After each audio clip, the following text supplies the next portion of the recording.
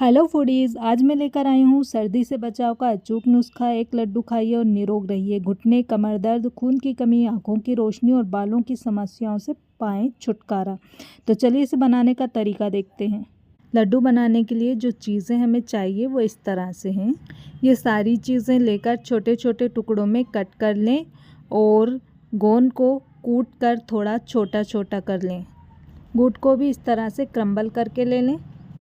अब एक कढ़ाई में 1 टेबल स्पून देसी घी डालकर इसे मीडियम आंच पर गरम करें। जब घी पिघल जाए तो इसमें कटे हुए नारियल डाल दें और इन्हें भून लें। इन्हें मीडियम फ्लेम पर 3 से 4 मिनट तक भूनना है।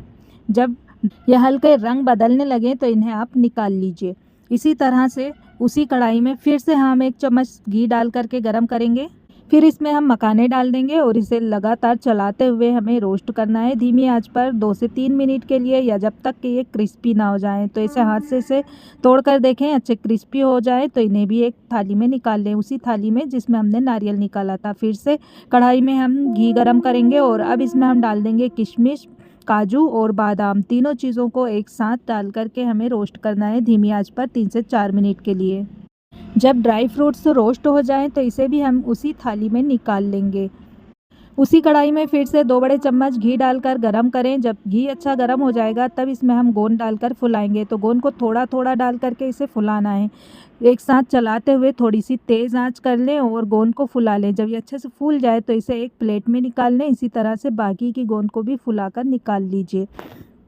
ये गोंद के लड्डू सर्दियों में बहुत गर्माते हैं और आपको ताकत बख्शते हैं। अब उसी कढ़ाई में फिर से 1 बड़ा चम्मच घी डालकर गरम कर लीजिए और अब इसमें हम डाल देंगे हल्दी और साथ में सौंठ जो हमने मेंशन की थी।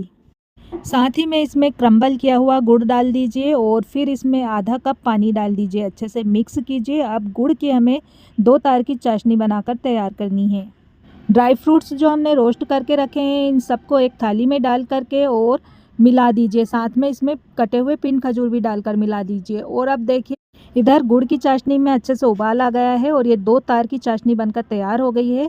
तो चम्मच में थोड़ी सी चाशनी लेकर ठंडा करके अंगूठे और उंगली से इसे चिपका कर देखिए, तार चल रहे हैं, मतलब ये 2 तार की चाशनी बनकर तैयार हो गई है। अब गैस को बंद कर दीजिए और फिर इसमें डाल दें मेवे जो हमने आपस में मिला कर रखे हैं और एक हाथ से इसे चलाते जाइए चम्मच से। सारे मेवे डाल करके अच्छे से मिक्स कर लीजिए। साथ में हमने जो 1 कटोरी सफ़ेद तिल धीमी आंच पर रोस्ट करके रखी थी इसे भी बारीक पीस लिया था, वो भी डाल दें और पिन खजूर भी डाल दीजिए जो हमने बारीक बारीक कट करके रखे थे। सभी चीज़ें डालकर अच्छे से मिक्स कर लीजिए आपस में। कढ़ाई को गैस के चूल्हे से उतार कर नीचे रख लें और अच्छे से इसे मिक्स कर लीजिए और अब इसे एक बड़ी थाली में पलट लीजिए। मिक्सचर को थोड़ा ठंडा होने दें और हाथ में थोड़ा सा घी लगा लीजिए और फिर इसे लड्डू का शेप बनाना शुरू करें जितने बड़े आपने लड्डू बनाने हैं। लड्डुओं को बना बना कर आप एक बाउल में रखते जाएं। आप चाहें तो इसे थाली में जमा कर और इसके पीस भी काट सकते हैं। तो जिस थाली में आपने जमाना है इसमें पहले से घी लगा लीजिए और उसमें ये हमेशा पलट दीजिए और फिर एक कटोरी के बैक साइड पर थोड़ा सा घी लगा लीजिए और उससे अच्छे से प्रेस करते हुए इसे एक सा इक्वल फैला लीजिए और इसे साइड पर रख दीजिए। बाकी के बचे हुए अमेज़े से आप मज़े से लड्डू बनाकर तैयार कर लें। जब सारे लड्डू बंध जाएं तो आप इन्हें थोड़ा सा ठंडा कर लें और तैयार लड्डुओं को कांच के मर्तबान में रख लें और रोज़ाना आप इन्हें सुबह दूध के साथ ले सकते हैं। बच्चों के लिए विशेष रूप से फ़ायदेमंद है। और जो हमने जमा के रखे हैं इसे 7-8 घंटे के लिए जमने के लिए छोड़ दें। जब ये अच्छे से जम जाएँ तो इसके पीसेस कट कर लें।